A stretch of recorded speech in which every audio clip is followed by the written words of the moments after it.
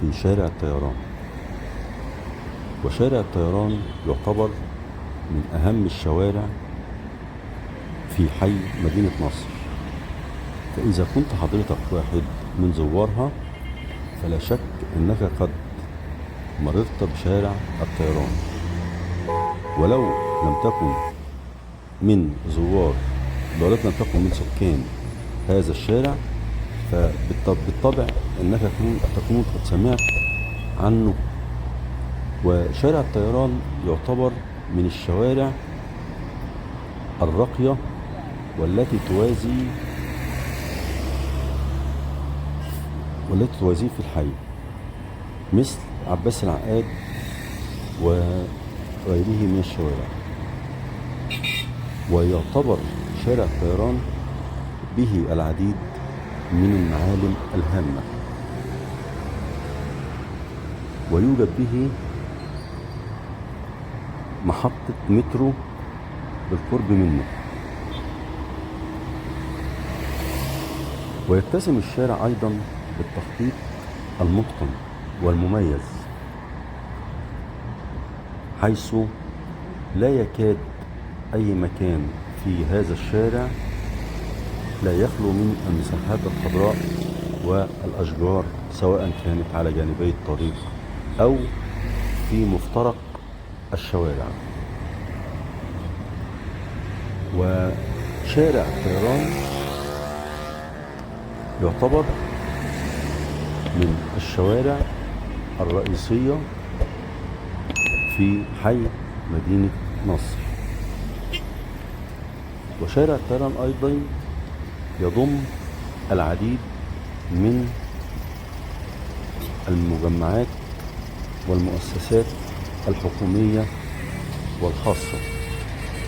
وعلى سبيل المثال وليس الحصر، فنجد في شارع الطيران في بدايته مع تقاطع صلاح سالم نجد على يمين الشارع معهد التخطيط القومي، ثم بعد ذلك نجد فرع لبنك التعمير والإسكان أيضا في هذا الشارع. ثم على شمالنا حضرتك دلوقتي زي ما انتم شايفين مصلحة الجمارك المصرية وسنترال مدينة نصر واحد اللي هو على يميننا، باين قصاد فوقيه دلوقتي دي أبراج الإشارة. وشارع الطيران يتسم بالسهولة والانسيابية في المرور، لأن يتفرع منه عدة شوارع جانبية على يمين الطريق فقط. فنجد حينما ندخل شارع الطيران أول شارع يقابلنا على يميننا ده شارع مصطفى أبو زهرة. وشارع مصطفى أبو زهرة دوت ماسك من شارع الطيران لغاية يوسف عباس.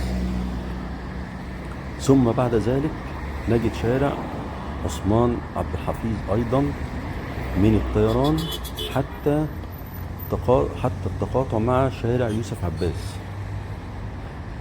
ويعتبر شارع الطيران به عدة مخارج ومداخل على اليمين فقط، أما على الشمال فنجد منشآت للقوات المسلحة. ويعتبر مفيش أي شارع على شمالنا هيقابلنا إلا حينما نصل عند شارع خضر التوني، فنجد شارع الطيران اتقسم يمين ويسار. يمين هيدخلنا شارع خضر التوني لغاية لما نصل إلى محطة مترو الاستاد، ثم بعدها على شارع يوسف عباس. ولو دخلنا شمال هنلاقي الشارع ممتد حتى شارع أحمد تيسير في منطقة الجولف أو في شياخة الجولف تبع مصر الجديدة أو مدينة نصر، التقسيم القديم مدينة نصر. وزي ما حضراتكم اهو شايفين قلنا ان الشارع فيه كمية اشجار لا حصر لها،